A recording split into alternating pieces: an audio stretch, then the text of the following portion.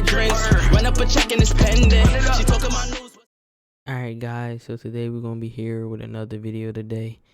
Today we're gonna be reacting to US versus BRICS. So if I sound a little weird, I think I might be sick, but I'm not sure.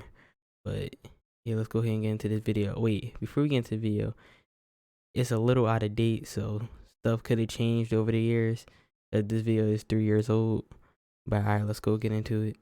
Are we currently on the brink of seeing a shift towards new global superpowers? Dang, hold on, my audio being weird. Hold on, let me see.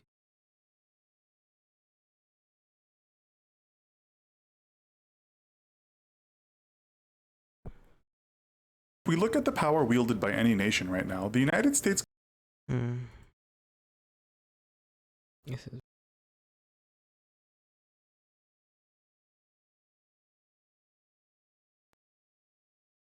could be said to be in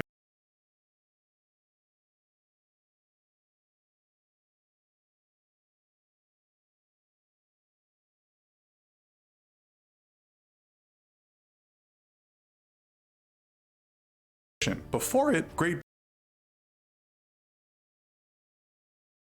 Britain and its empire was the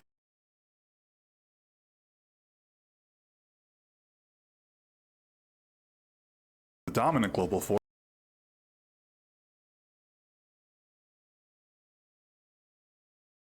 alright, yeah, hold on, my headphones were just messed up. Alright, let's get back into this video then.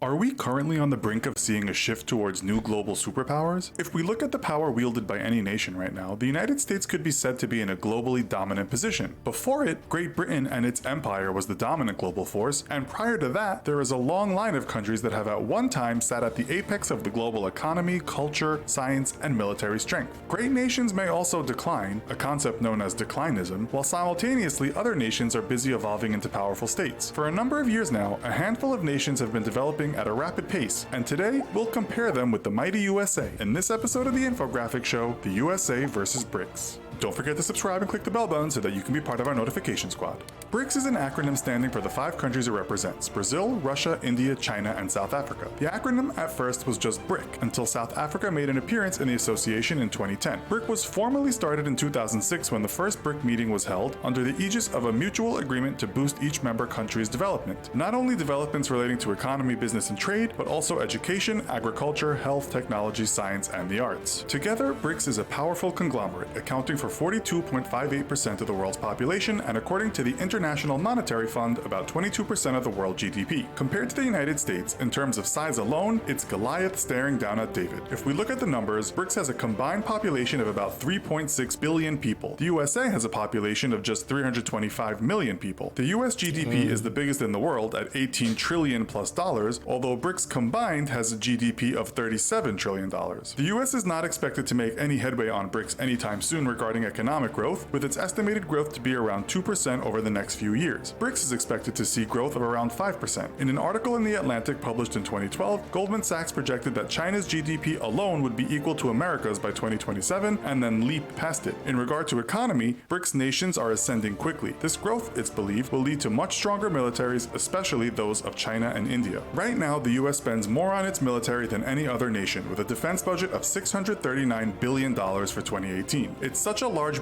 That is a lot of money. That is just a lot of money just to go into one area too, into your defense budget. That is just a lot. That don't make no sense.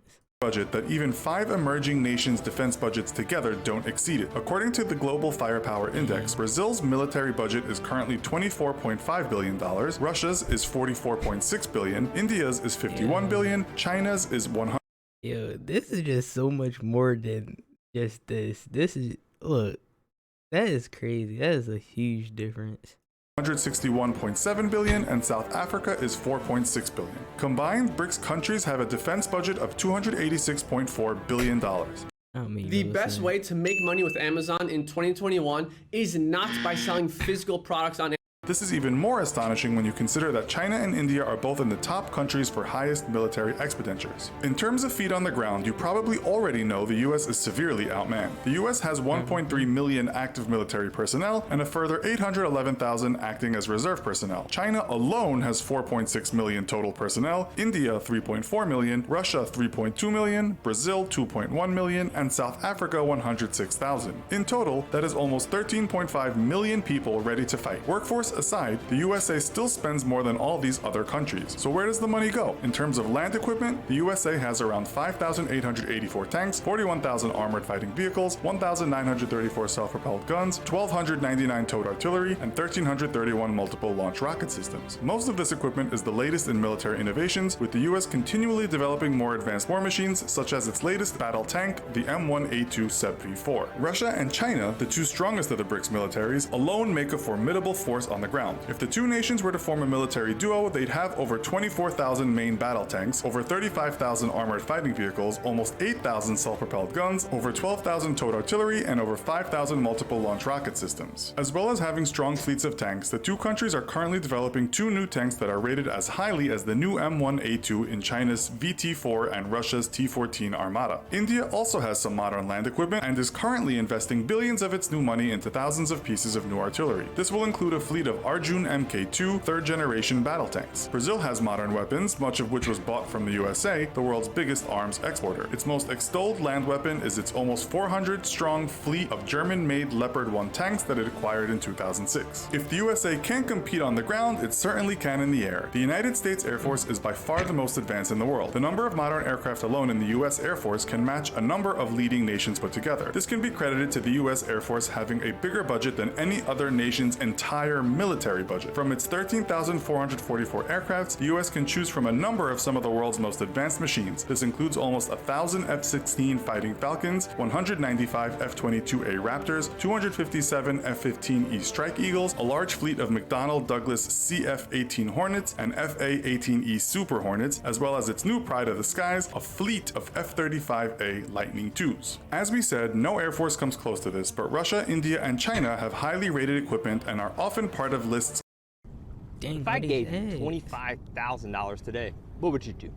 Pay 2 years off your containing what is said to be the world's best air forces. It's worth noting that the two latter countries are investing heavily in aerial military developments. Russia's most advanced aircraft is its highly rated Sukhoi Su-35, followed by its Sukhoi Su-27s and MiG-31 interceptors, all of which are part of a fleet of 3,000 aircraft. That's why Russia usually follows the US on the most powerful list. India also has a considerable cache of aircraft, including Russian-made Sukhoi Su-30 MKIs and Mikoyan MiG-29s, as well as the respected French-built multi-role fighter, the Dassault Mirage 2000. China is perhaps playing catch-up, but it's doing a good job. Its fleet consists of Russia's Su-35s and Su-27s, but the country is also looking to match America's F-35 with its own Chengdu J-20 stealth fighter. Brazil's most modern aircraft, the Saab JAS-39 Gripen multi-role fighter, is another top 10 aerial fighting machine. Currently, the South African Air Force has nothing that compares to its BRICS partners. As we take to the seas, again the United States spends as much on its Navy, about $170 billion, as other countries could only hope to spend on all military branches. Much of this money goes on infrastructure, operations and maintenance, personnel, research and development, as well as acquiring new ships. The USA currently leads the world in terms of aircraft carriers, owning 11 of them. It's currently developing the Gerald R. Ford-class supercarrier, which should help bolster the Navy's position as a global leader. These ships are of great importance as they are, in effect, floating militaries. The US also has 22 cruisers, 67 destroyers, 8 frigates, 75 submarines, 0 corvettes, 9 amphibious assault ships, 11 mine warfare ships, and 55 patrol ships. According to National Interest, the USA and the UK will be followed by 3 countries as the most powerful navies in the near future. You guessed it, those countries are China, India, and Russia. While Russia is to be expected, both India and China have been pouring money into their respective navies. Pundits believe that by 2030, India will have the second largest navy in the world and will also have its own supercarrier. It currently has 1 aircraft carrier, 0 cruisers, 11 destroyers, 14 frigates, 15 submarines, 23 corvettes, 0 amphibious assault ships, 7 mine warfare ships, and 72 patrol ships. China is on track to have the largest fleet come 2030 and is close to finishing its secret supercarrier, the CV-18. Russia's greatest threat is its large fleet of 60 submarines, some carrying devastating ballistic missiles. Again, both Brazil and South Africa are not regarded as having strong navies in terms of global power, but together the former triumvirate of BRICS navies would be dominant if they were all on the same side. As we come to the end of this episode, we must mention nuclear capabilities. The US and Russia own around half of all the nuclear weapons in the world, with China's small arsenal of around 260 non-deployed weapons being a matter of speculation in terms of numbers. India is said to have around 120 warheads and is believed to be working on increasing its nuclear arsenal. Brazil and South Africa have no nuclear weapons. So, do you think the US would stand a chance against BRICS, or would it?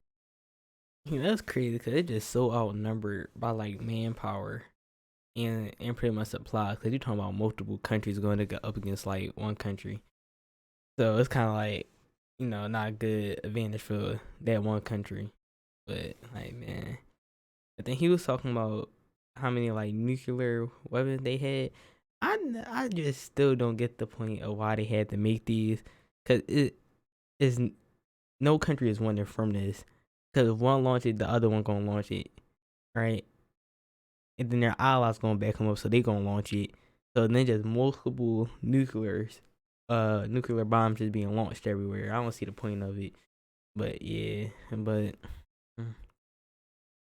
yeah. Alright, yeah, so that's the end of the video. On increasing if you like the video, like and subscribe down below for more content. And I'll see y'all in the next one. Heard them lasers talking now that we don't pay that no mind. Didn't need to watch and know that I'll be hearing no.